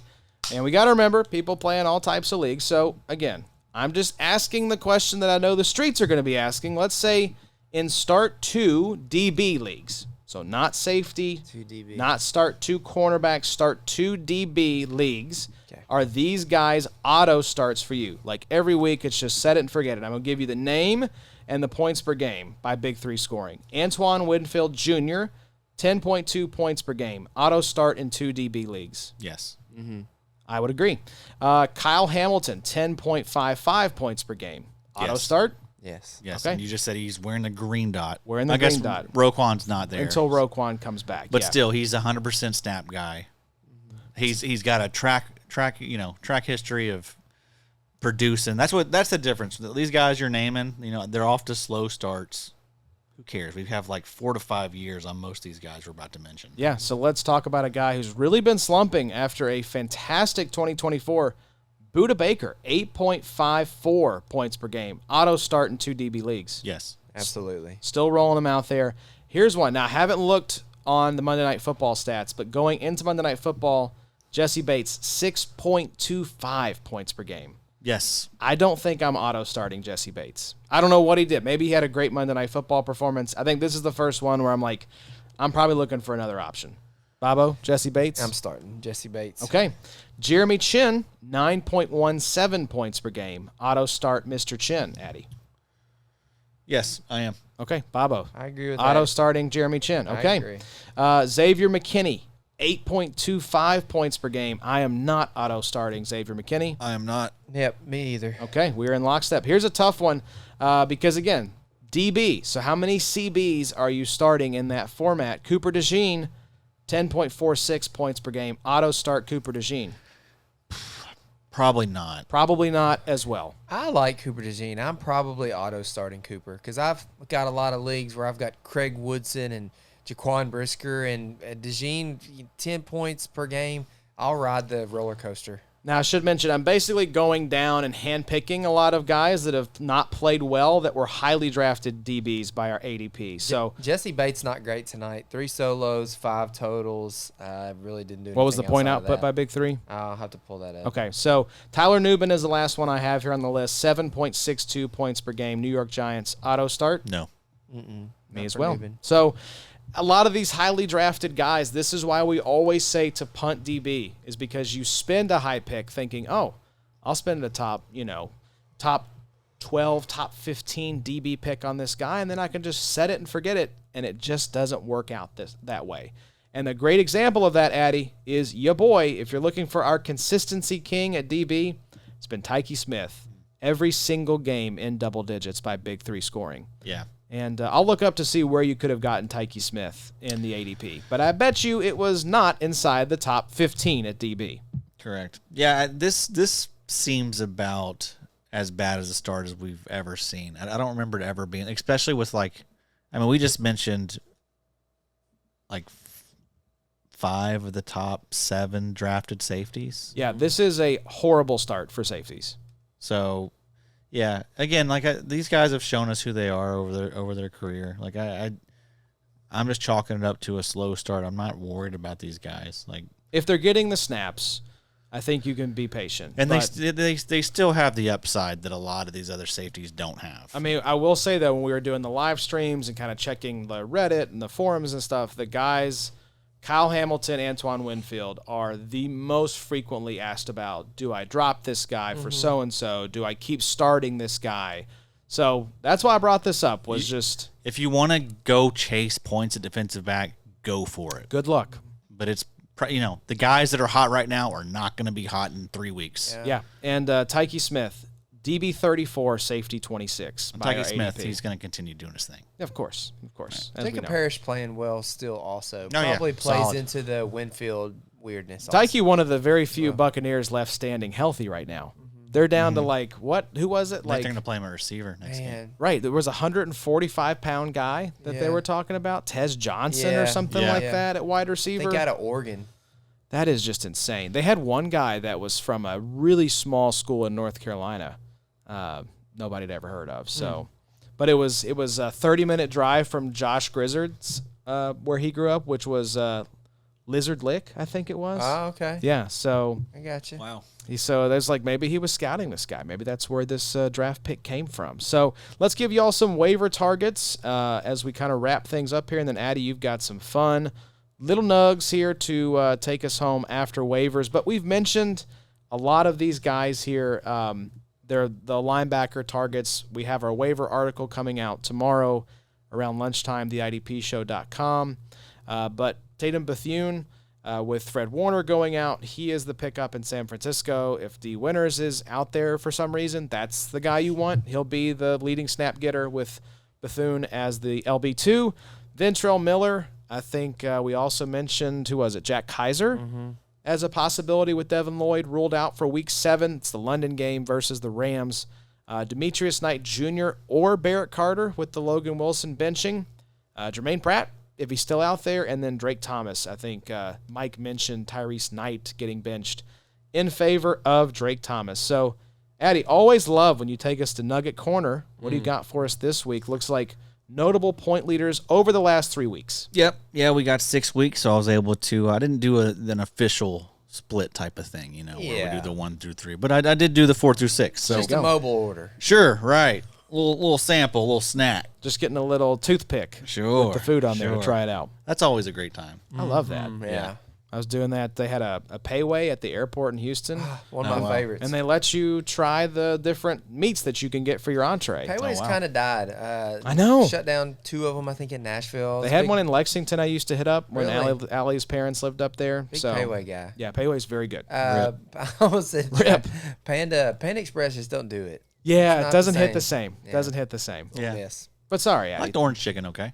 Orange chicken's pretty good. That's what I had. That's their staple. I'd rather just get the bag of the PF Chang's and just do it at the house. Oh, wow. The Little freezer stir fry? section. Yeah. Put a little white rice with it. PF Chang's is very good. That is So cool it's how like all the you notice how like all the restaurants now are in the grocery yeah. stores like with Frozen their food. sauces, their frozen foods. Wendy's Chili is at Sam's. Yeah. Chick-fil-A has multiple sauces out now. Dusseldorf mustard. Popeyes has their sauces out. All of them do. I think Red Lobster put their biscuits. Yes, in. they did. Yeah. So- Subway has their like salad dressing. So it's like It's good. It's good Rafferty's, stuff. It's great stuff. Bluegrass. Really good. Yeah, Rafferty's is in the freezers now at Yep. Kroger. But yeah, Sorry, Bowling Green reference. all my dreams coming true. We just need to get the monster on a tap at a fast food restaurant. That will not end well for you. Come on. Still I working think through the we'll be- monsters in your life, Adam? I'll have one every I'll once in a dabble. while. I'll Just, dabble. if I'm feeling down. My favorite tweet, I've mentioned this all the time with Allie because she finds it so disgusting, is someone posted Yeah. Guinness and Monster together and called it a Gonster. And it was brown on top of like nitroglycerin green. Yes. It was the most disgusting thing you've ever seen. That sounds like a good time. And the right guy there. was like, "Where my Gonster heads at?" So I always call her a Gonster head. I love that. So good. Yeah, Monster is like you take a drink of it and you're like, this should not be in me right now. This Yeah. should not be legal to sell in the There's United a reason States. that can is black. Yes. Right. You 100%. pour that thing out. I've like been a to cold other beer. countries. Sales you are do- way down. You do Yeah. not see Monster. You do not see Yeah. Monster in other countries. Just here in America. More baby. water, I'd You say. just the regular Monster guy. Or you like the white? Yeah, can, the old zero Faithful, sugar? just Oh, the yeah. original White's OG, great. with black the and green, baby. Absolutely. Yes, sir. Running Fully through your loaded. veins. Yes, sir. All right, give me the point leader All before right. your heart Oktoberfest explodes. founders. Yeah. That's right. We got a monster on deck after this one. Got to You used stay to- up until about 3, 4 a.m. I was tonight, going to guys. say, you used to do Monster and beer in the same night. But Sure, as we hey, discussed, hey. you're washed now. So. Not as young. Josh is gonna link those in the YouTube. Yeah, we got a little, Those little promo episodes. deal. Sir. All right, Affiliate so deal. let's get to it, I reckon. Notable total point leaders over the last 3 weeks. We just talked about this guy. Second overall in total points over the last 3 weeks. Marcus Jones, 26.7 points per game. And you're saying he's not doing the return stuff as much now? He hasn't in the last 2 weeks. Yeah, he has Red 27.95, 23.5, 28.65 Filth. the last 3 weeks. 10th overall in total points over the last 3 weeks. Nate Landman, 19.4 points per game. Here it comes. Hold on, I got it for you. Birdman. There you go. Birdman, Hell yeah. Birdman. We're ahead of that. I love that. 12th in total points, Alex Anzalone. There he is, 19.2 points per game. As we all expected. Over the last 3. Devin White is 13th in total points among all players. That is disgusting, by is the way. nuts. I really do wonder how long that holds out. These That are all team is disgusting. This whole list is This quite is- disgusting. This is gross. Devin White, 19.1 points per game. Cedric Gray, 14th in total points over the last 3, 18.8 points per game. This next one's probably my favorite name on the list. Uchenna Nwosu, Welcome back. 18.2 points per game, 16th overall in total points over the last 3 weeks. So love to see that. His teammate Drake Thomas is 17th with 17.5 points per game. Jonas Sanker, 16.7 points per game. That's 21st. Sank Daddy. Quentin Lake, shout out Bob, Lake 16 points per game. That's 23rd out of all players. And then Geno Stone, I just thought I would give him some love. This dude, every single season, is going to get a minimum of 5 interceptions, averaging 15.8 points per game over his last 3. That's 27th best out of all players. So I think that's why people get so frustrated with IDP, because there is nothing you can do. There's no resource out there that can unearth these type of players, every single week. It feels like a total crapshoot at times, and it doesn't matter if you're playing matchups or these, this has been a favorable matchup in the past.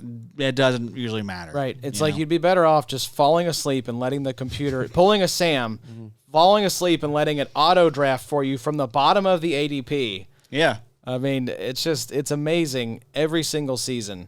That's why you got to stay plugged in, because, things change, especially on the defensive side, week to week, and you got to stay plugged in. That's 10 players I named inside the top 30 over the last 3 weeks. What's the highest ADP out of this list? Like Alex Anzalone probably was like a linebacker 30 or something. Yep. Drake Thomas, undrafted. Sanker, undrafted. Uchenna probably undrafted. People were scared. Yep. Landman and Devin White probably Late. LB 40 plus, Yep. 30 plus. So Cedric Gray. Yeah, all those guys. So It's probably best to look at IDP in that way too. Like, look at it from just a 3 to 4 week window. Yep. Just window at a time. I try not to look week to week, because then I think you're just making moves every single week. I do try to look like at least 2 to 3 weeks out, but I think you're right. I think that's about as far as I want to go out. Yep.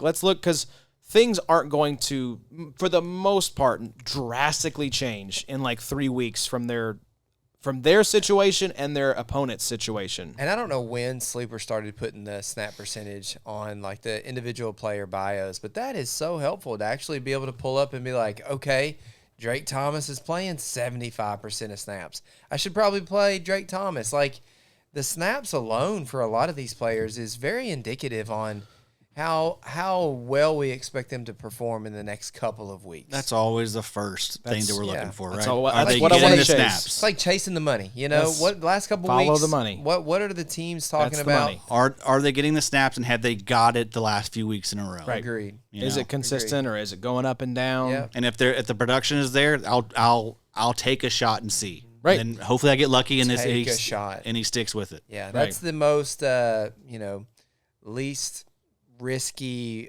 type of thing you can do. If you're paying attention to the snaps, if it's trending in the right direction, that's not a risk at all. That's how to play, in my opinion. That's how to do it. He's playing. He's producing. That's how you take a profit. He's So, free. He's free. Free money. Who are you going to get right now? One person in IDP. Anybody want to go buy? We got a lot right now with all these injuries, man. Oh, you're talking about just in general? Who go trade for? Boy. Fred Warner. Oh, wow. What could you get Fred for right now? Probably nothing. Third? Yeah, I would Probably try. a fourth, I would try maybe. and find out. Start with a fourth, maybe go up to a third. Yeah. You could also Fred Warner. probably trade the Fred Warner manager like a startable linebacker and just a straight Right. Could I swap-ski. get Fred Warner for Cedric Gray? That's right what I now? was just thinking. Could you send Cedric Gray for Fred Warner? I would try. Yeah. If you don't need it, like if you Yeah, contender, right. So 40 tackles over his last 3 weeks. Here you go. hottest linebacker in the league. What do you think, Josh? Who are you going to get? Boy, my specific squads need some edge help. Okay. So I don't know what that looks like in our specific league, but I did pick up Sank Daddy, so feeling all right about safety. I've got Brandon Jones and Trayvon Merrick there, so I could still use some safety help. Okay. So yeah, that'd be my answer. Go get some I've got edge another help. answer too. Josh Hines Allen. It's gonna come. Mm-hmm. Like it has to come for this dude. Like he is crushing it by all the metrics we care about. Yeah, He's just not getting home. I saw some new metrics today after week 6, and he is still just right in that Myles Garrett, like Well, you watch him Will play. Anderson, just elite category. Would you trade Byron Young straight up for Josh Allen right now? I mean, probably not right now. I mean, Yeah, I Byron think I'd Young want a is- little plus. Byron Yeah. Young is pretty great in the metrics right now as and well. he's been something that Hines Allen hasn't been is consistent. You know, Yeah, even right. though it hasn't been like a crazy ceiling yet, we're He seeing is- it now. But He was 183 points and like 185 points So, his yeah. first 2 Yeah. years. Like he was as consistent as it comes. Josh Hines Allen And now- is 100 1 year, 300, Yeah. back to 100. Here's 150. Right. He's Here's like another 0. truly like a roller coaster ride. So, yeah, Byron Young is just – and it takes sometimes these linemen 3 to 4 years to really hit that ascension point, and we're seeing it now with Byron Young. So it's just so cool. So cool. Bobo, happy for you that you got a couple of guys that are hooping for your Rams. You know, I don't have a lot of them in IDP, which is kind of a bummer. Probably 0% rostership in D-Up, we were saying. No way anyone Yeah. drafted Byron Young in a 60-player pool. Yeah, So sad. I'd be curious to Did we see. check that? I feel like Bobby might have jacked him I once. maybe did. Yeah. I got a little crap, I think, for Look doing that. at your I don't- shares. well, I'll do I'm gonna it see later where on. he is. So he was DL 35, edge 29 by our ADP. That's fine. Byron Young was? Byron Young. Wow, That's higher than I thought. that's good. So I'm probably kicking the tires a little bit right now on Abdul Carter. He's been a little slow, maybe getting a little, he's sitting in Brian Burns' shadow. That definitely helps. absolutely. I mean, even Kayvon's played pretty decent Playing so good. far this year. Same so thing with Hines Allen. Pressures are great for him. Yep. Just not getting home. It's all there. Just give it time. Will Anderson even kind of started a little slow his freshman year in the NFL. Freshman year. Still just 6 games in, folks. Yeah, man. So young. Both patient. of those guys. Will Anderson, man, that guy is going to be. I tell you next. who you should try to trade for is Carson Schlesinger, C-Swesh. There have been some frustrated managers out there in the streets talk about, I guess he's just not as special as I thought. Wow. It's like, what game are we watching here, guys? Like, by any measure, Schlesinger has been amazing to start his rookie season. Yeah. So He's actually good, too. He is a so good he's gonna player. be around for a long time. Like, So, that's what you want. I'm not trying to chase stupid production in someone's rookie year. I want to go after the guy that is producing but is also really good. Yeah, you And may got have the green dot as a rookie week 1. Right. Cedric Gray, awesome right now, but we don't trust him Not at all. outside of 2025. You weren't here last week, so I want your opinion. Are you worried that a little bit at all that Travis Hunter is too good of a cornerback? I think that is a possibility. They traded for the Browns, Greg Newsome, Yeah, Newsome. right?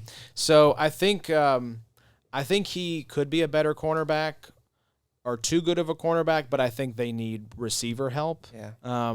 So I don't know. I don't know how that split's going to wind up. I think ultimately he is going to play more wide receiver, but Talk about erratic, though. I mean, I know. that week to week is I think very difficult I to think figure you out all right said it now. well. I think they've gotten a little too cute with Travis Hunter right now to start the season, and his head is absolutely spinning. Yeah. And as much as you want him to play both ways, just play him one way where he can be successful. If that's cornerback, if that's wide receiver, just let this guy get his feet under him. He's out here getting baptized, trying to make it work. Right, you just know? trying everything. He's praying to the Lord for help. Didn't keep him from getting that foot offsides on that BTJ touchdown. So It's all right. it's a tough scene. T Hunt's going to be fine, but they just got to figure out how to use this guy. Bus. But if you have him, you absolutely should drop him because he is a massive bust. So thank you all for tuning in. Longer episode tonight, but hey, it's fun. We got a lot to talk about. Had the Green Dot King on, so hopefully you all enjoyed. As Bobo mentioned, he will be live Thursday around lunchtime. I think we're going to go live about 11:30, 11:45 Central. So make sure to tune in. We've got a Twitter thread out there where you can drop your trades. If you have the Substack app, you can drop it in the chat. We've created a little chat where you can drop the details. DM us, mention us, drop your trades in the comments of this video.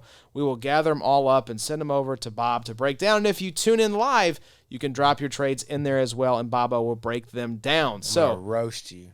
Absolutely roast you. You don't want to tune in. It's going to be bad. Going to be a bloodbath. Yes, and then we have... You will be doxxed. You absolutely will be doxxed online. Your worst fears will come true. All your secrets will spill out. But yeah, we have waivers going out tomorrow.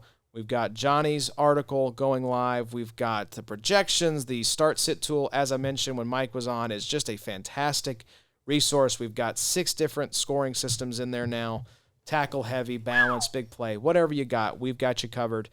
Scott Soltis has been white hot with his DL streaming article, so make sure you check that out. Got Jace Abbey covering the damn NFL games in London. Going to be on the after show this week. You'd love to see that. Shout out Jace. And then, yeah, of course, we'll have IDP bets for you all. Jeff Palmazal on there on Friday with Johnny. We got you covered front to back, top to bottom, theidpshow.com. Thank you all so much for tuning in. We will see you all next week. Until then, enjoy the football. Y'all take care. It's the IDP show, now you know.